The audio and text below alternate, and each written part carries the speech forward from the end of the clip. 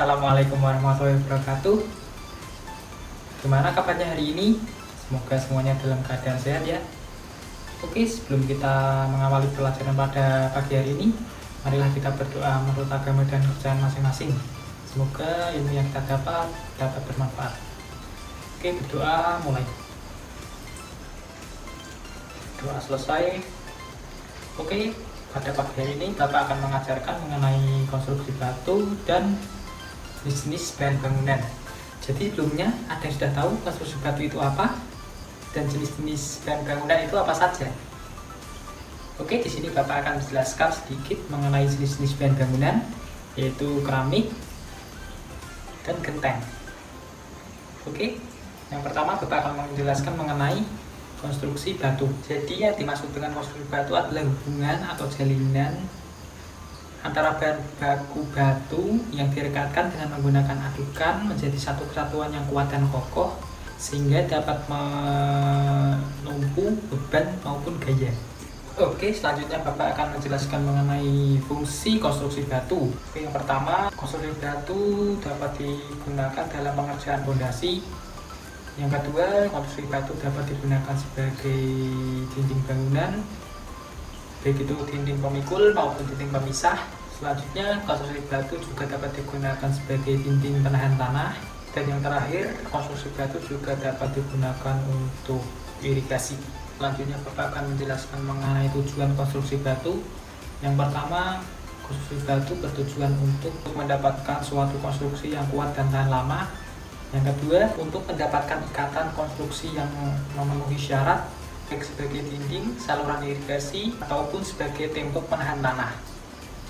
Yang ketiga, untuk mendapatkan konstruksi yang kokoh, kuat, dan yang pasti menggunakan bahan-bahan yang sederhana. Selanjutnya kita masuk ke bahan-bahan bangunan.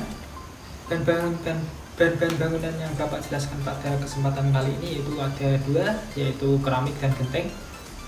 Dan yang pertama kita akan menjelaskan mengenai macam-macam keramik serta fungsinya.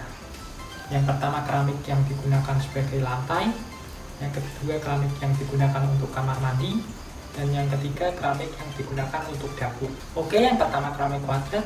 Keramik jenis ini biasa digunakan di bagian teras rumah karena keramik jenis ini bisa untuk mengurangi tingkat korositas. Oke, selanjutnya keramik teraso. Keramik jenis ini biasa dijumpai di rumah yang memiliki konsep etnik maupun klasik. Selain itu juga bisa kita jumpai di villa, hotel, restoran, dan fasilitas-fasilitas umum lainnya. Oke, yang ketiga itu keramik travers. Keramik ini terbuat dari bahan tanah liat, namun memiliki ketebalan yang lebih tebal dari keramik tanah liat pada umumnya. Keramik jenis ini biasa kita jumpai di tepi atau samping pada kolam renang. Oke, selanjutnya yaitu Bapak akan menjelaskan mengenai keramik kamar mandi. Keramik kamar mandi juga memiliki bermacam-macam jenis. Yang pertama ada keramik mozaik, yang kedua ada keramik koral, yang ketiga ada keramik kaspari, yang keempat ada keramik morokan, yang kelima ada keramik bahan kaca. Oke, Bapak akan jelaskan satu persatu. Yang pertama yaitu keramik mozaik. Keramik ini memiliki keunikan, yaitu ketika dilihat terlihat kasar, namun ketika diraba terasa halus. Keramik ini memiliki bermacam-macam warna, sehingga banyak orang yang menggunakan keramik jenis ini. Selanjutnya yaitu adalah keramik motif koral. Keramik jenis ini merupakan keramik yang banyak digunakan oleh orang-orang karena keramik ini memiliki kelebihan yaitu bentuk yang khas dan unik. Yang selanjutnya yaitu keramik kaspari. Keramik jenis ini memiliki bentuk dan warna yaitu yang terlihat mewah dan elegan. Karena teksturnya yang tidak terlalu licin, keramik ini juga sering digunakan sebagai lantai kamar mandi. Yang keempat yaitu keramik motif morokan. Keramik jenis ini juga terlihat luks dan elegan. Selain digunakan sebagai dinding, keramik jenis ini juga bisa digunakan sebagai lantai. Keramik jenis ini memiliki harga sekitar 60 sampai 63 ribuan per dus. Yang terakhir yaitu keramik bahan kaca. Keramik ini memiliki keistimewaan, yaitu ketika terkena air, keramik ini dapat berkilau. Keramik jenis ini hanya digunakan untuk pemanis di beberapa bagian saja.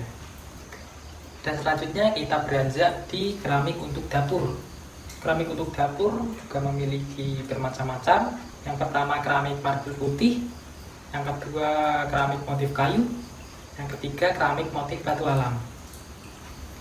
Bapak akan jelaskan satu persatu ya. Yang pertama yaitu keramik marble putih.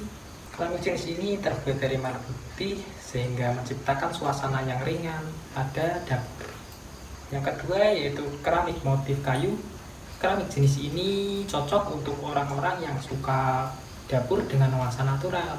Keramik dengan motif kayu juga cocok untuk dapur dengan konsep rustik dan industrial.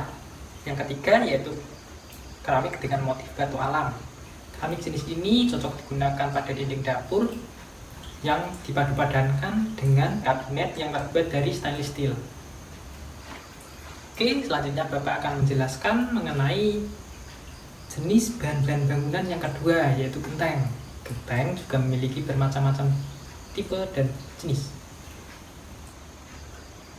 Ada banyak macam-macam genteng yang beredar di pasaran, yaitu yang pertama genteng aspal, yang kedua genteng beton, yang ketiga genteng tanah liat, yang keempat genteng metal, yang kelima genteng kaca, yang keenam genteng keramik, yang ketujuh genteng seng, yang kedelapan genteng aspes, yang kesembilan genteng baja ringan, yang kesepuluh genteng dengan sirap kayu ulin. Oke, selanjutnya kita akan menjelaskan satu persatu jenis-jenis genteng. Yang pertama yaitu genteng aspal. Genteng jenis ini terbuat dari campuran antara aspal dan serat kayu yang saat ini sedang menjadi tren di masyarakat. Yang selanjutnya yaitu genteng beton. Genteng beton terbuat dari campuran semen, pasir, dan fly ash. Fly ash yaitu abu dari bekas pembakaran batu bara. Genteng jenis ini memiliki kelebihan yaitu tidak membutuhkan perawatan yang khusus dan dapat bertahan sampai 50 tahun. Apalagi jika Anda memilih produk yang tepat dan dapat mengaplikasikannya dengan benar. Yang selanjutnya yaitu genteng tanah liat. Genteng jenis ini sangat banyak beredar di pasaran. Kenapa banyak beredar di masyarakat dan banyak dipakai di setiap pembangunan rumah sederhana maupun rumah dengan skala tinggi? Karena genteng ini memiliki harga yang murah pastinya dan dapat bertahan hingga 100 tahun. Yang selanjutnya yaitu ada genteng metal. Genteng ini terbuat dari metal yang dipres sehingga membentuk lembaran seperti genting. Genteng jenis ini memiliki bobot yang ringan dan menghemat struktur hunian. Kekurangan dari genteng jenis ini yaitu mudah menyerap panas dan berisik ketika turun hujan. Yang selanjutnya yaitu genteng kaca.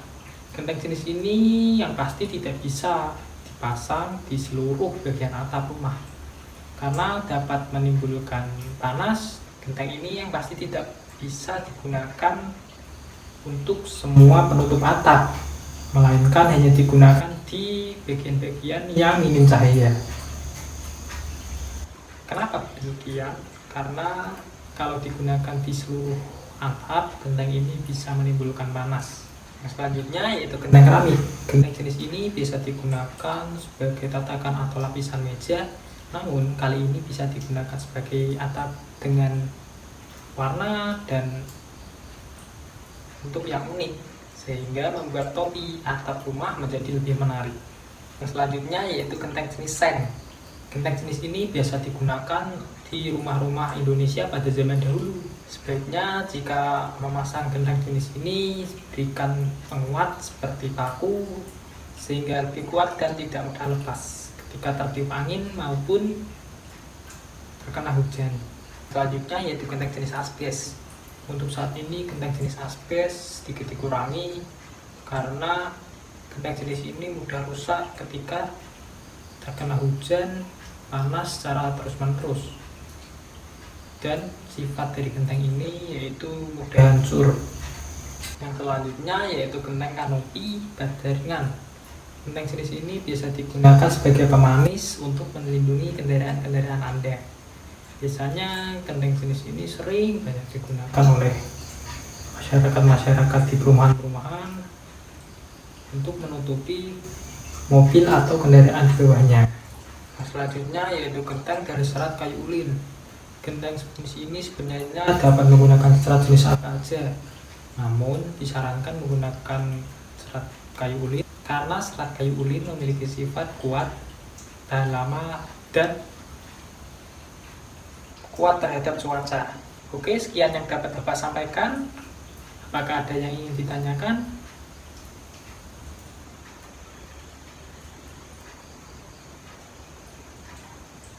Oke, jika tidak ada yang ditanyakan, Bapak ingin memberikan tugas, nanti Bapak akan share tugas tersebut di WA Group maupun Google Classroom. Oke, sekian yang dapat Bapak sampaikan, kurang lebihnya mohon maaf. Terima kasih. Wassalamualaikum warahmatullahi wabarakatuh.